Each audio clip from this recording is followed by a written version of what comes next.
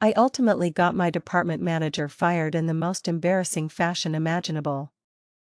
And it all started because I knew more about reptiles than she did. Years ago, right after graduating high school, I landed a job to support myself through college. It was at a pet store.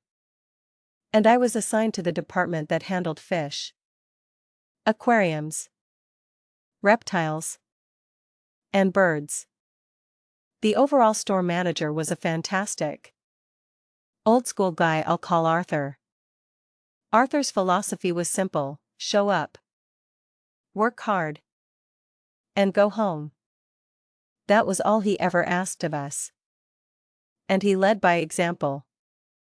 My immediate supervisor in the department, however, was a large, snaggle-toothed woman I'll call Brenda.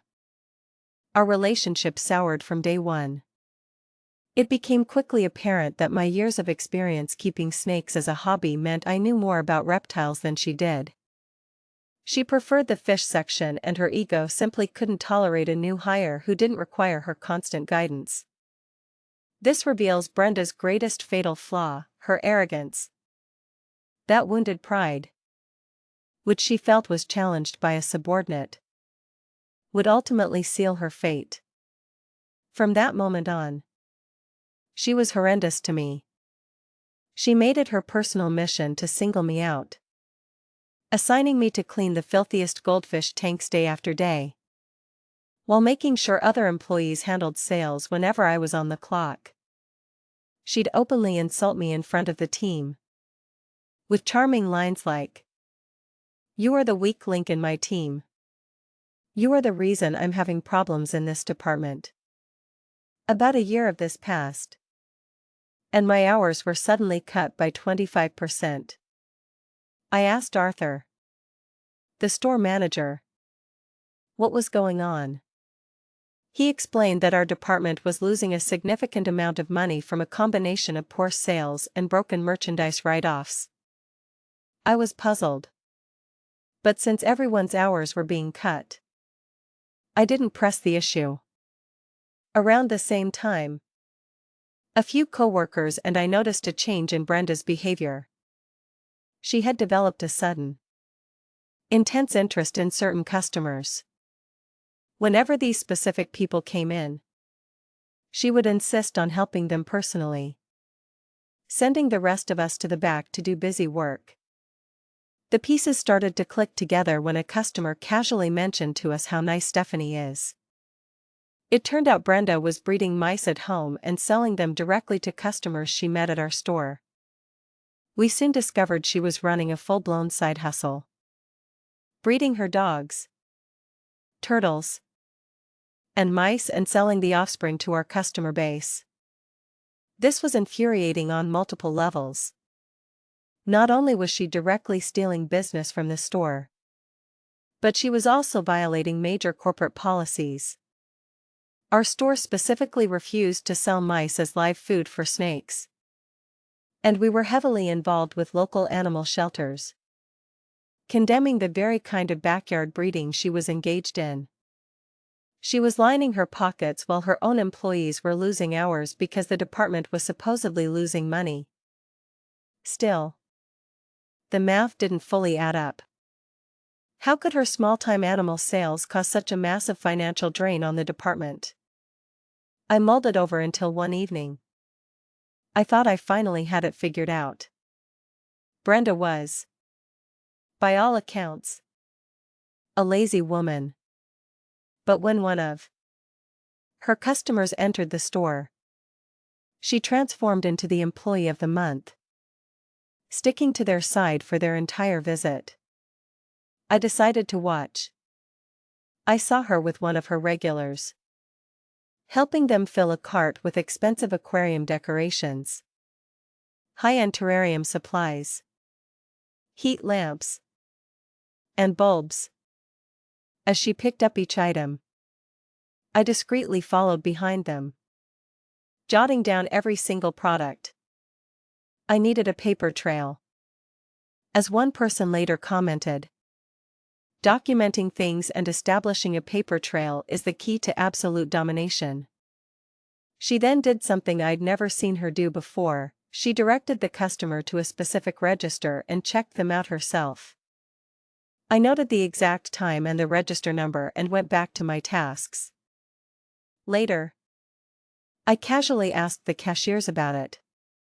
They confirmed my suspicions, saying she only ever rang up those specific customers and always acted strangely when she did, leading them to believe she was either abusing coupons or applying massive, unauthorized discounts.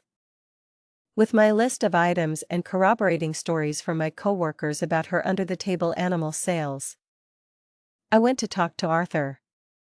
I handed him the piece of paper. "I think if you look up a transaction from Register 2 at this time last night," I said, "you'll find a very large discount was applied. These are the items I would expect to find on that receipt." He looked confused. So I laid out everything I had seen and suspected. I told him I hadn't wanted to make accusations without proof, but after witnessing her actions firsthand, I was sure something was deeply wrong. He thanked me seriously and promised he would look into it. A couple of weeks went by. Then, one afternoon at work, I saw Arthur standing near the front door, watching intently. It just so happened that Brenda was arriving for her shift. The moment she stepped inside, Arthur called her name and gestured toward his office. I would later find out that waiting inside that office was not just Arthur, but a regional manager from corporate. Arthur had taken my list and pulled the transaction from that night. He found a receipt from the exact time I noted. But it was bizarre, only about half the items I listed were on it. Yet every single item that was on the receipt was from my list. This discrepancy was the final proof he needed. It prompted a full investigation where they watched her for weeks.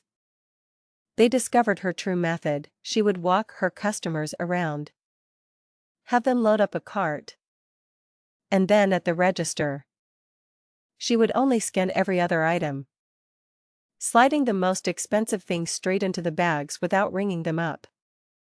The scale of her theft was staggering. In just the few weeks they watched her, she gave away over $1,500 in merchandise. They also audited the logs for merchandise written off as broken, which required her signature. They found that in the last quarter, she had signed off on over 1,000% more broken aquarium supplies and decorations than in any previous period. All told, Brenda was charged with stealing and defrauding the store of over $3,500. And in a brilliant move of planning, Arthur had already arranged for the police to be there to meet them after the firing. I never found out if she served jail time, but I did get the satisfaction of watching her being escorted out of the store by 2 police officers, in front of about 20 stunned employees. Our eyes met as they walked her past my section. I couldn't say a word, but I didn't have to. I just gave her a quick, subtle wink. It was a small gesture, but in that moment, it felt like total victory. As someone cleverly pointed out, it turns out I do have excellent reptile handling skills. In the end, it just goes to show that when you're dealing with someone who uses their little bit of power to make your life miserable, you don't have to sink to their level. Sometimes, all it takes is careful observation and the courage to bring the truth to light. Have you ever had to deal with a manager on a power trip? Let me know your story in the comments below.